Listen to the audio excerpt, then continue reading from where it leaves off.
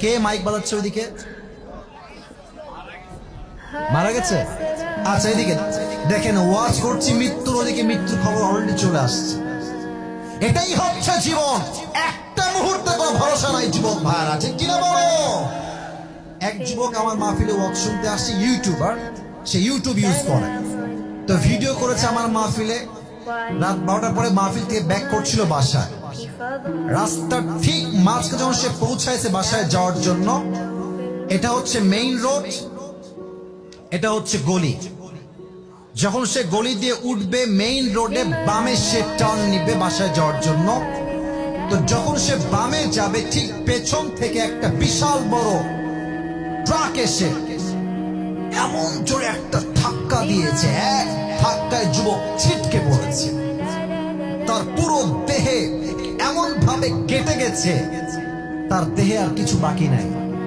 আগামীকাল মাহফিল থেকে ব্যাক করলাম, কল আসলো, হুজুর গতকাল এক যুবক আপনার ওয়াজ শুনতে এসেছিল, ওয়াজ শুনে যখন কাম ব্যাক করবে রাস্তায় স্পট ড্যাথ, জায়গায় শেষ। একটা মেয়ে আছে তার, একটা ছেলে আছে তার, শেষ হয়ে গেছে জায়গায়। তো এই সূরা এমন একটা সূরা, যে সূরা আপনাকে বোঝাবে যে এই দুনিয়ার জীবনটা আসল জীবন নয়। ওয়ামাল হায়াতুদ দুনিয়া ইল্লা মাতাউল গুরুর, this life is nothing more than play and entertainment. এই পুরো জীবনটাই হচ্ছে খেল তামাশা, চিত্ত বিনোদন যুবক ভাইরা, ঠিক কিনা বলো?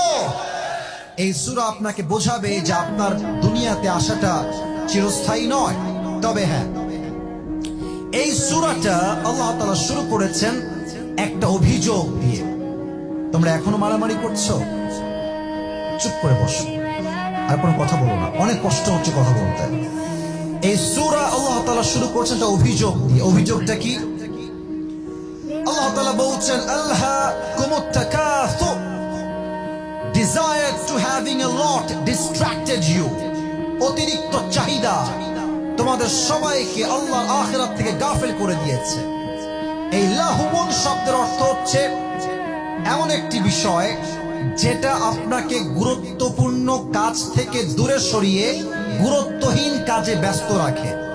অনেক মাহফিল আমি দেখেছি, যুবক ভাইরা ওয়াজ শুনতে আসে, ওয়াজ করা বাদ দিয়ে মাহফিলে বসে ফেসবুক চালায়, টিকটক চালায়, অনেকে পাবজি এবং ফ্রি ফায়ার খেলে বেড়ায় মাহফিলের মাঠের ভিতরে। তো তুমি যদি এখন টিকটক চালাও, এটাই হচ্ছে লাহবুন।